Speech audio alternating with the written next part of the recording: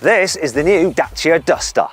It's completely new. New look, new interior, new tech, new engines.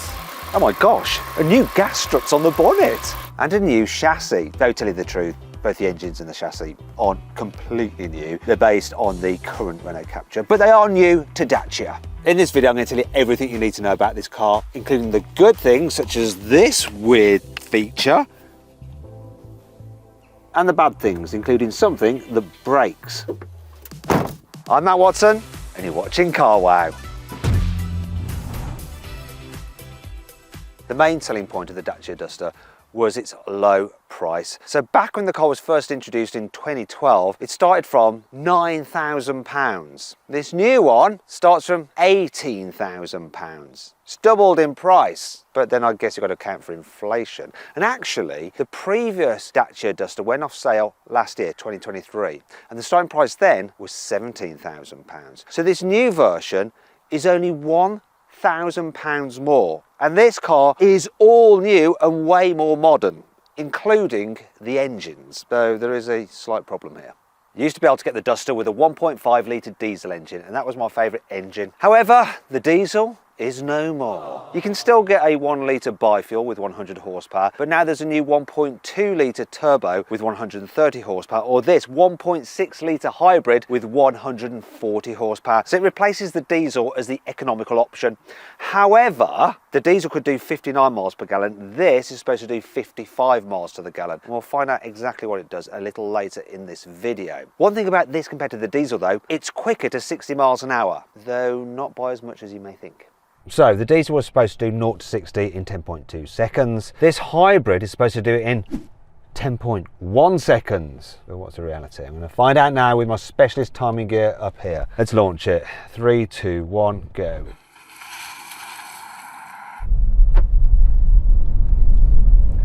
Smooth. But what's the time?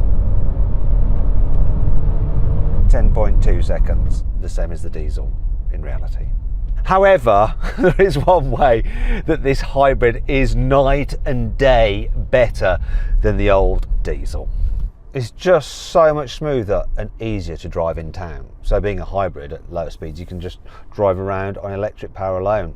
And obviously you've got an automatic gearbox as well, which just makes life easy. It's just so much more expensive feeling. The old car just had a budget vibe about it, whereas this doesn't. Now the suspension does feel firmer than the old Duster, but it's not uncomfortable at all, and there is a benefit to that. I'll explain a bit more about that later. It's not quite as comfortable as something like a Peugeot 2008, and if you want to see my full in-depth video review of that car, click on the pop-out banner appearing in the top right-hand corner of the screen, or follow the QR code on screen now using your mobile phone. Look, there's the old Duster, covered in mud appropriately.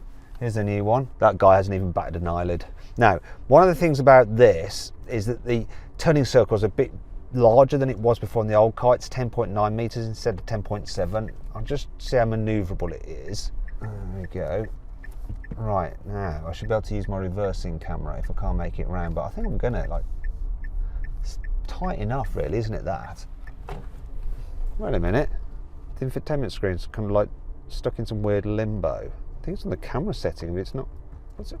I don't know what's going on. It's like it's lost its mind. I'm going to pull over, do the old-fashioned turn it off and on again, see what happens. Right, so turn the car off. Weirdness. Park, get out, and then get back in again after I've cycled it. I've got keyless go, so I need to step away from the car, otherwise it'll unlock it again. But let's give it a few minutes, see if it can sort itself out. Look, here comes an old Duster. It'd be quite interesting to compare the look of them. See if the driver checks this new one out. Not at all. I don't think he even recognised it as being a Duster because they're so different. Actually looks more similar to the Volvo, doesn't it, in a way? Anyway, hopefully that's long enough. Let's see if it's working now. Come on, work! Yes, it's booting up. Good, good. Fixed. Not fixed. Let's just carry on anyway.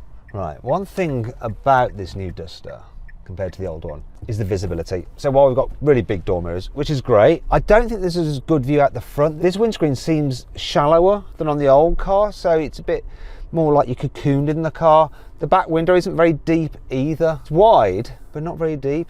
And then, while you do have like these extra little windows in the back pillar, there's still quite a bit of a blind spot. But do you know what? I can forgive this car for the reduced visibility compared to the old one, because there is a trade-off. The new Duster just looks so much better. The old one looked a little bit old-fashioned, and you kind of forgave its looks because you knew it was cheap and capable. This one though, you actually want it, not because of the price, it just looks desirable. I would gladly have one of these. It's a great looking car down the side as well. Wheels start at 16 inches, maybe a bit too small, but these ones 18, and they look the part. There's the right amount of rugged looking cladding as well, and this plastic is actually made from 20% recycled materials, plus it's made in a way called dyed in form. Apparently that means that it doesn't show up scratches so much, so if you go through some bushes it should be fine. But let's have a look. Well, I just did that with my nail, and yet it's scratched and it's not coming off. I'm calling BS on that, I'm afraid, Dacia. Moving down the side, roof bars look the part, blacked out windows for that kind of like urban look, and you have hidden door handles. I'm not the biggest fan of these kind of door handles, but they do help give the car clean lines. Moving down the back, actually in the press pack it says it's got rear drum brakes like the old Duster, but these are discs. I'm calling BS again, Dacia. What's going on? Let's move around the back. Do you know what? There is absolutely nothing in the way this car looks that says it's a budget vehicle. If you didn't know, you wouldn't know. However, its budget price is a little bit betrayed on the inside. You see, the material quality in here is fairly low rent, so scratchy literally everywhere. And there is no light for the vanity mirror. I mean, how much would that have cost, Dacia, to put that on? You could have put that on. Also, the definition of the reversing camera, it looks like this. Actually, the rest of the tech is fine. So you've got Apple CarPlay and Android Auto, and that's really what you're going to run all the time, isn't it? And you've got wireless connectivity as well. Plus, I love the fact that we've got physical buttons for the climate control, so you don't have to do it through the screen. Whoa, let's slow down. Right, you've also got quite a decent digital driver's display with lots of different menus and functions, so that's all good. But my favourite thing is just the design. It looks cool in here. So much better than the old Dacia Duster, and there's some other things I like as well. This hybrid, because you're boosted by the electric motor, just feels so much more responsive than the old diesel did when you put your foot down. And while it does kind of make a bit of noise when you rev it up, it's still much quieter than that rattly old diesel. And when you're cruising along at speed, the whole car is just quieter than it was before. Just a bit of wind noise here, but there's not much road noise.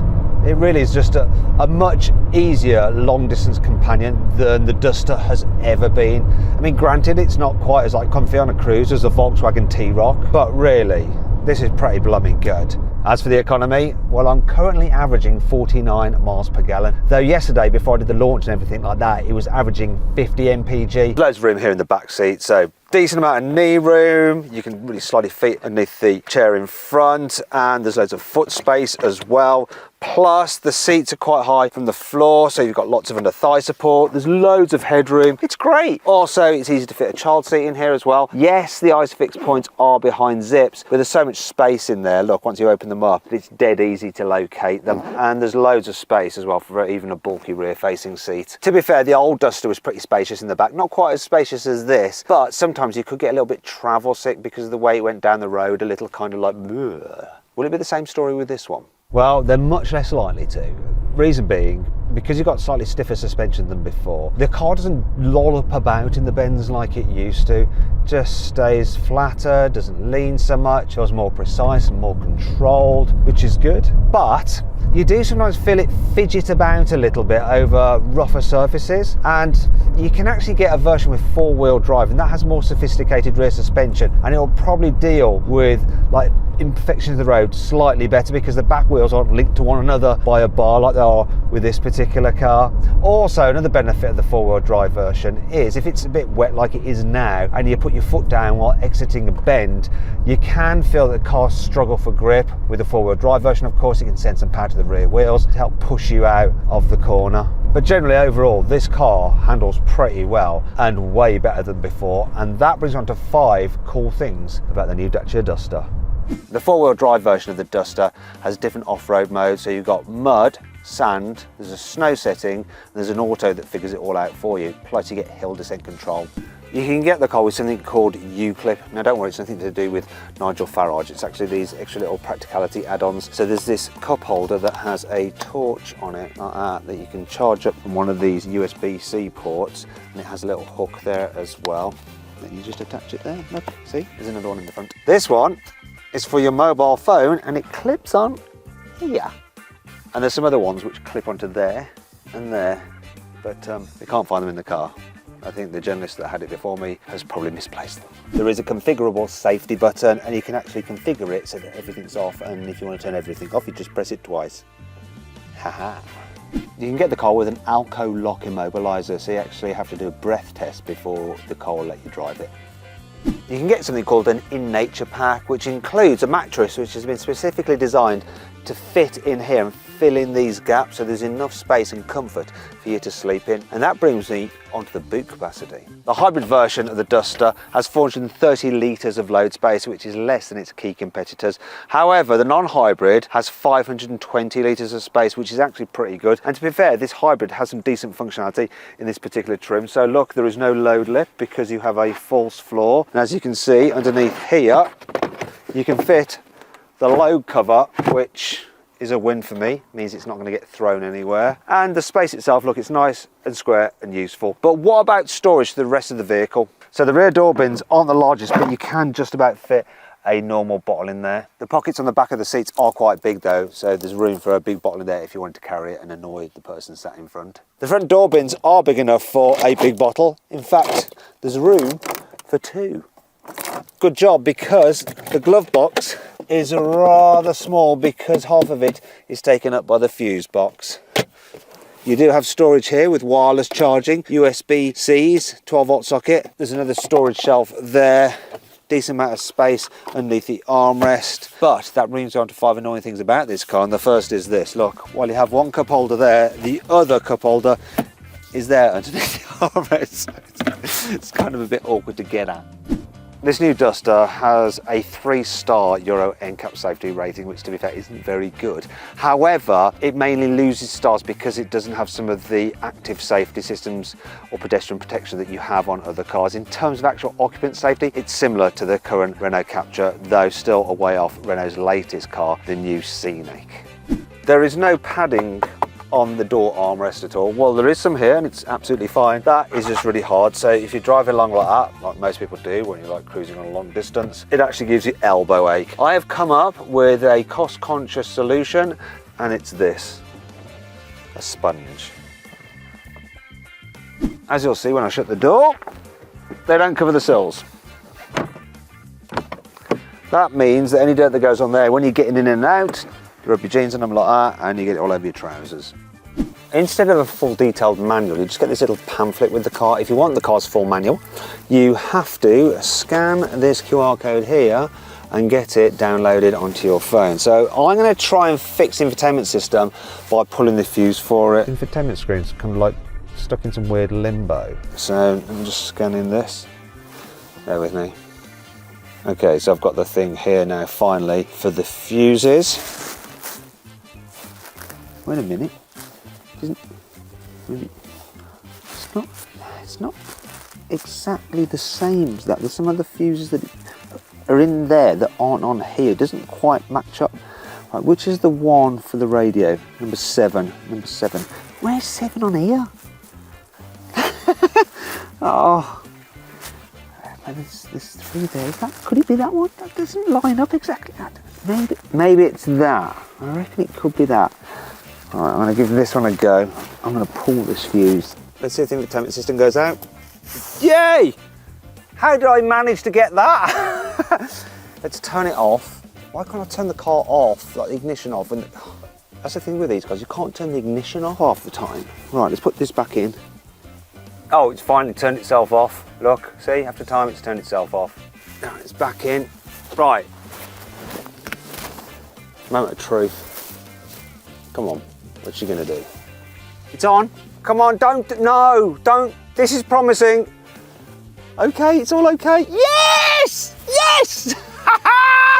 Victory! That actually brings me on to my final verdict on the new Dacia Duster. So, should you avoid it, consider it, shortlist it, or just go right ahead and buy it? Well, it was so close to being and avoid it. But seeing as the infotainment system was dead easy to fix, I actually think you should go right ahead and buy the new Dacia Duster. It really is still great value for money, but it's a much better car than it ever was before.